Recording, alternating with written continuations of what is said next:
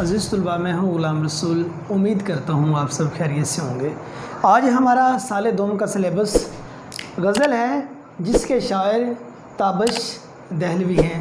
تابش دہلوی کی یہ لاسٹ غزل اور سال دوم کے سلیبس کی بھی ہماری یہ لاسٹ غزل ہے، اور اس کے بیٹے پہلے دو پورشن پہ بات ہو چکی ہے۔ اس سے پہلے اس کی اسی غزل کے دو لیکچر ہو گئے ہیں، جس میں جو پہلا لیکچر تھا وہ شاعر کا تعارف اور پہلے دو اشعار کی تشریح، اور اس کے بعد جو دوسرا لیکچر تھا وہ تیسرا اور چوتھا اس کی شعر کی تشریح، اور اس میں پانچواں، چھٹا اور ساتواں ان تین اشعار کی تشریح میں یہ لاسٹ پارٹ ہے ہمارا اس لاسٹ غزل کا سال دوم کی۔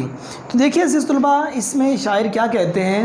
تابش دہلوی کہتے ہیں تماشا سوز ہے ہر جلوہ انداز یکتائی، تم ہو کوئی پردہ بھی اب حائل نہیں ہوتا۔ تماشا سوز ہے ہر جلوہ انداز یکتائی۔ تماشا سوز میز مشاہدے کو ختم کر دینے والا ہر جلوہ انداز یکتائی۔ جلوہ کا معنی ہوتا ہے نظارہ، انداز یکتائی توحید الہی۔ جلوہ انداز یکتائی اس کا معنی ہوگا کہ توحید الہی کا نظارہ۔ کہتے ہیں تماشا سوز ہے ہر جلوہ انداز یکتائی، کہ تم ہو کوئی پردہ حائل نہیں ہوتا۔ حائل ہونا رکاوٹ بننا۔ تو دیکھیں نثری مفہوم اس کا کیا بنے گا۔ توحید الہی کے جلووں میں مائے سوائے اللہ کے تمام مشاہدے جلا دیا ہے، ٹھیک ہے نا۔ یا توحید الہی کے جلووں نے کہ سوائے اللہ تعالیٰ کے باقی جتنے مشاہدے ہیں ان کو جلا دیا۔ تماشا سوز ہے ہر جلوہ انداز یکتائی۔ تماشا سوز ہے مینز مشاہدے کو ختم کر دیا کس نے؟ ہر جلوہ انداز یکتائی، ہر اس جلوے نے جس میں خدا نظر آتا ہے، اس نے ہر مشاہدے کو ختم کر دیا ہے کہ جب آپ کو ہر جگہ میں خدا نظر آنا شروع ہو جائے گا، خدا کا جلوہ آنا شروع ہو جائے گا، تو پھر کیا ہے؟ تم ہو کوئی پردہ اب حائل نہیں ہوتا۔ تو پھر وہی ذات ہر چیز کے اندر نظر آتی، پھر درمیان میں کوئی پردہ بھی حائل نہیں ہوتا۔ دیکھیں صوفیاء کرام جو ہیں ان کے قریب فلسفہ وحدت الوجود اور فلسفہ وحدت الوجود اور وحدت الشہود، یہ دو فلسفے ہیں صوفیاء کرام کے۔ اب وحدت الوجود کیا ہے کہ اس کرۂ ارض پر جتنی چیزوں کا بھی وجود ہے نا، وہ دراصل اللہ تعالیٰ کی ذات کا وجود ہے۔ جتنی چیزیں پیدا کی گئی ہر چیز میں اللہ تعالیٰ کی ذات کا وجود ہے، یہ فلسفہ وحدت الوجود ہے۔ اور وحدت الشہود کیا ہے کہ اس کرۂ ارض پہ جتنی چیزیں پائی جاتی ہیں وہ ساری کی ساری اللہ تعالیٰ کی ذات کی شہادت دیتی ہیں، گواہی دیتی ہیں۔ کہ مینس جو چیز بھی ہے، آپ درند، چرند، پرند، حیوانات، نباتات، جمادات، جتنی بھی چیزیں اس کرۂ ارض پر ہیں، جاندار ہیں، بے جان، وہ سارے کے ساری اس رب کریم کی گواہی دیتی ہیں۔ وہی اس لیے شاعر کہتے ہیں تماشا سوز ہے ہر جلوہ انداز یکتائی، کہ تم ہو کوئی پردہ حائل نہیں ہوتا ہے، کہ میرے مالک سب کچھ اب تم ہی ہو، پردہ کوئی درمیان میں اب حائل نہیں ہوتا۔ دیکھیں انسان آنکھ بھر کے اگر سورج کی طرف دیکھنا شروع کر دے، کچھ دیر، کچھ سیکنڈ، کچھ منٹ وہ سورج کو غور سے نہیں دیکھ سکتا۔ اگر سورج کو لگاتار مسلسل چند منٹ کے لیے، چند سیکنڈ کے لیے دیکھ لے گا، اس کے بعد وہ دائیں بائیں دیکھنے کی کوشش کرے تو اس کو ہر جانب اندھیرا ہی اندھیرا نظر آئے گا، ٹھیک ہے۔ یہ تو صرف اب ہم سورج کی بات کر رہے ہیں، تو وہاں وہ جان جاتا ہے کوئی ذات ہے، وہی تو ہے جو نظام ہستی چلا رہا ہے۔ کوئی ذات ہے، کوئی تو ہے جو نظام ہستی چلا رہا ہے، وہی خدا ہے، وہی خدا ہے۔ کہتے ہیں نا کہ عقل میں جو گر گیا لا انتہا کیوں کر ہوا، سمجھ میں جو آ گیا پھر وہ خدا کیوں کر ہوا۔ وہ سمجھ میں آنے والی ذات نہیں ہے، وہ صرف اور صرف حضرت انسان کے دل میں آنے والی ذات ہے۔ اور آنکھیں جب اس حقیقت کو جان لیتی ہیں، پہچان لیتی ہیں، پھر درمیان میں جتنے پردے ہوتے ہیں وہ سارے کے سارے چاک ہو جاتے ہیں۔ دیکھیے نا، انسان دنیا میں آیا ٹمپریری اور عارضی جگہ ہے یہ دنیا، ٹھیک ہے۔ یہاں سے جب اس نے جانا، یہ درمیان میں ایک پردہ ہے جو یہ آبی اور یہ خاکی کا، جو انسان خاک کا بنا ہوا انسان، یہ درمیان ایک پردہ اس نے حائل ہو جانا ہے، ٹھیک ہے نا۔ اور انسان کی روح کہاں سے آئی تھی، اس کی روح وہی دوبارہ چلی جانی، درمیان میں ایک پردہ اس نے حائل ہو جانا ہے۔ انسان کا اور رب کا ڈائریکٹ جو روابط ہیں وہ شروع ہو جانا ہے، ڈائریکٹ جو تعلق ہے، جو کانٹیکٹ ہے انسان کا اور رب کا، وہ شروع ہو جانا ہے۔ تو اسی لیے شاعر نے کہا کہ توحید الہی کے جلووں نے ماں سوائے اللہ کے تمام مشاہدے جلا دیے ہیں، اس لیے اب ہر طرف تو ہی نظر آتا ہے، درمیان میں تمام جو پردے ہیں وہ اٹھ گئے ہیں۔ اب چلتی ہوئی آبشاروں میں دیکھو گے، چلتے ہوئے سورج میں دیکھو گے، چاند تاروں میں دیکھو گے، اس کائنات کی جتنی چیزیں جو ہیں ان میں دیکھو گے، سوائے اللہ تعالیٰ کی ذات کے اور کوئی انسان کو مشاہدہ وہاں نظر نہیں آئے گا۔ اللہ تعالیٰ کی ذات کے علاوہ اور کوئی ذات نظر نہیں آئے گی۔ جب عشق حقیقی میں یہی چیز، صوفیزم میں یہی نظریہ تو ہے کہ وحدت الوجود اور وحدت الشہود کا، کہ جب یہ نظریات پہ انسان ڈٹ جاتا ہے تو اس وقت مجاز کے جو تمام قصے کہانیاں ہیں وہ ایک سائڈ پہ ہو جاتے ہیں، انسان حقیقت کی ٹو میں لگ جاتا ہے۔ اقبال نے لکھا تھا نا کہ کبھی اے حقیقت منتظر نظر آ لباس مجاز میں، کہ ہزاروں سجدے تڑپ رہے ہیں میری جبین نیاز میں۔ اور جب انسان بن دیکھے کسی کو اتنے سجدے کر لیتے، پھر اس کی وش بھی ہوتی میں اب دیکھ کے سجدہ کروں، یا جس کو میں سجدہ کرتا ہوں وہ میرے سامنے آئے۔ یہ انسان ازل سے فطرت ہے انسان کی، کہ جس کے ساتھ وہ محبت جتانا چاہتا ہے یا جس کے ساتھ اس کو محبت ہے وہ اس کا عکس بھی دیکھنا چاہتا ہے۔ اور یہاں تو جب وہ حقیقت سے انسان واقف ہو جاتا ہے تو درمیان کے جتنے پردے ہیں سارے کے سارے چاک ہو جاتے ہیں، اور انسان کو ہر جگہ پہ رب کریم کی جو ذات ہے اس کے مشاہدات نظر آنے شروع ہو جاتے ہیں۔ شاعر نے لکھا تھا نا کہ جگ میں آ کر ادھر ادھر دیکھا تو ہی آیا نظر جدھر دیکھا، ہم نے اس دنیا میں آ کے دائیں بائیں جہاں بھی دیکھا، شش جہات میں دیکھا، چھ اطراف میں دیکھا تو ہمیں تو ہی نظر آیا، مینز مشرق مغرب شمال جنوب نیچے اوپر جہاں بھی دیکھا اے میرے مالک تو ہی نظر آیا۔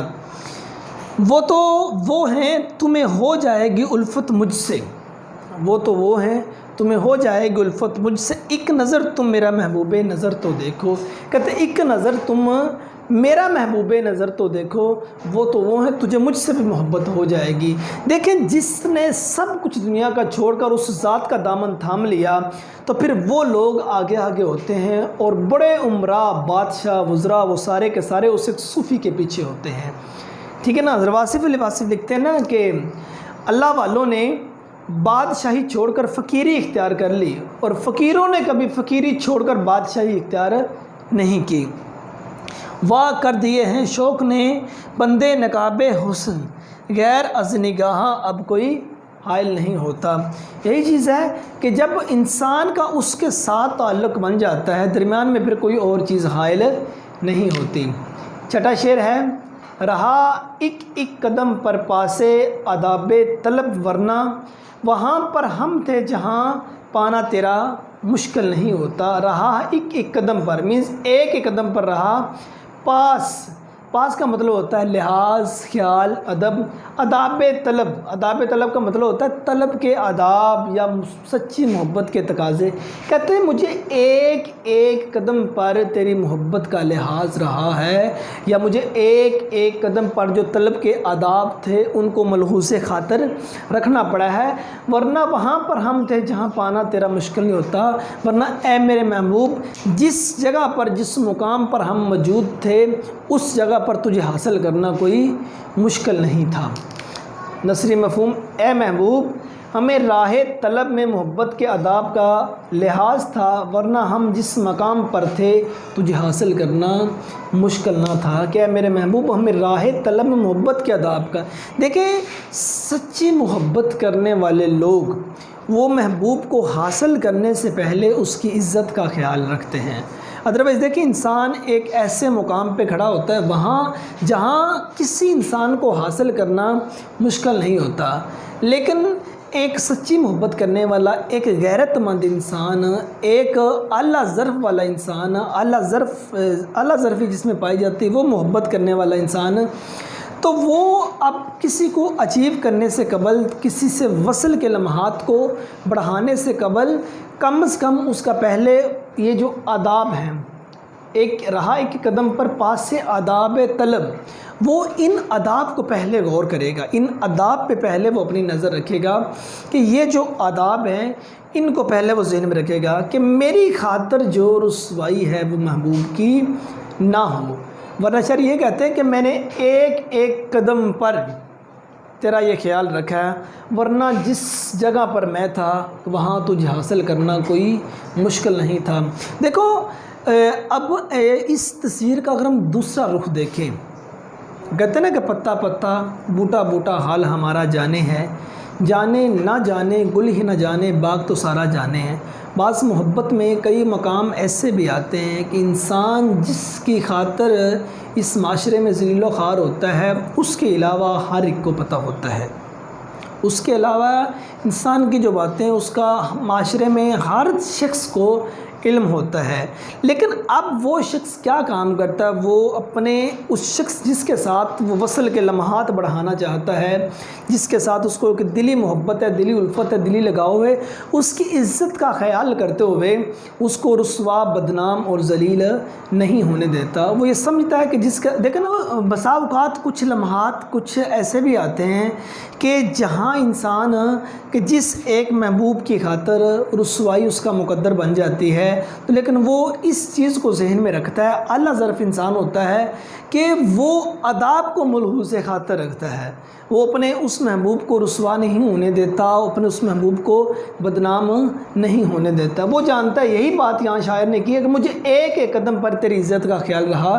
ورنہ جس مقام پر، جس عہدے پر، جس جگہ پر میں تھا وہاں تجھے حاصل کرنا کوئی مشکل نہیں تھا۔ تو حوالہ جات اشارہ آپ دیکھیے، حوصلہ شرط عشق ہے ورنہ بات کا کس کو ڈھب نہیں آتا۔ کہتا ہے حوصلہ شرط عشق ہے ورنہ، کہتے حوصلہ یہ عشق کی شرط ہے، ورنہ کون بندہ ہے جس کو بات کرنی نہیں آتی۔ اے جذبہ دل گر میں چاہوں ہر چیز مقابل آ جائے، منزل کے لیے 2 گام چلوں اور منزل سامنے آ جائے۔ کہتے ہیں کہ اے جذبہ دل گر، کہتے ہیں میں اگر چاہوں تو ہر چیز مقابل آ جائے، کہتے ہیں میں اگر چاہوں تو ہر چیز میرے مقابل میرے سامنے آ جائے، اگر میں 2 قدم پہ چلوں تو جو منزل ہے وہ میرے سامنے آ جائے، مجھے اپنے آپ پر اتنا یقین ہے۔ تو لیکن اے میرے محبوب، تو میرے سامنے تھا، میرے پاس بھی تھا، لیکن تیری عزت کا خیال رکھتے ہوئے میں نے مطلب کہ تیری عزت کا خیال میں نے رکھا ہے، ورنہ میں تجھے حاصل کر سکتا تھا۔ تجھے پانا مشکل نہیں تھا، ذرا بھی محبت کے آداب پیش نظر تھے، کہ جو تجھے حاصل کرنا کوئی مشکل نہیں تھا، بس محبت کے جو آداب تھے وہ آڑے آ گئے تھے۔ تو بیٹے اس کے بعد یہ لاسٹ شعر مقطع ہے، پیپر میں نہیں آتا، لیکن یہ مختصر سا یہاں اس کا بیان کر دیتا ہوں۔ ازل سے اپنا مقصود طلب کون ہے تابش، کہ پائے جستجو شرمندہ منزل نہیں ہوتا۔ ازل سے اپنا مقصود طلب جس کی خواہش ہو، جس کو انسان حاصل کرنا چاہے، کہتے ہیں کہ ازل سے، جب سے دنیا بنی، کہتے ہیں جب سے دنیا بنی ہے کہ ہماری کون سی خواہش ایسی جو بھی پوری نہیں ہوئی، کہ پائے جستجو شرمندہ منزل نہیں ہوتا، کہ پائے جستجو، پائے جستجو کوشش کرنا شرمندہ منزل کی رسائی کے لیے۔ مفہوم آپ اس کا دیکھیے کہ روز ازل سے ہی میں نہ جانے کس مقصد کی تلاش میں ہوں، کہ میرے پائے شوق ابھی تک منزل تک نہیں پہنچا۔ کہتے ازل سے لے کہ پتہ نہیں کون سی چیز ہے جس کی میں تلاش میں ہوں اور مجھے ابھی تک نہیں مل رہی۔ دیکھیں وہ عشق حقیقی کا سراغ بھی ہو سکتا ہے، انسان سجدوں میں تڑپتا ہے، انسان راتوں کی تنہائی میں روتا ہے، کس ذات کے لیے کہ جس کے بارے میں اقبال نے یہ کہا تھا کہ کبھی اے حقیقت منتظر نظر آ لباس مجاز میں، کہ ہزاروں سجدے تڑپ رہے ہیں میری جبین نیاز میں، کہ ہو بھی نہیں اور ہر جا ہو تم ہی کو گورک دھندا ہو۔ اب انسان اس میں یہ بھی ہو سکتا ہے کہ ازل سے لے کے جب سے اس نے اپنا ہوش سنبھالا ہے تو وہ اس ذات کی تلاش میں نکل پڑا ہے جس نے اتنا خوبصورت مجسمہ بنایا ہے، جس نے اتنی خوبصورت دنیا جسٹ ایک لفظ کن کہنے سے بنا دی ہے، تو کل کو فیکون کا لفظ بھی بولا جانا ہے۔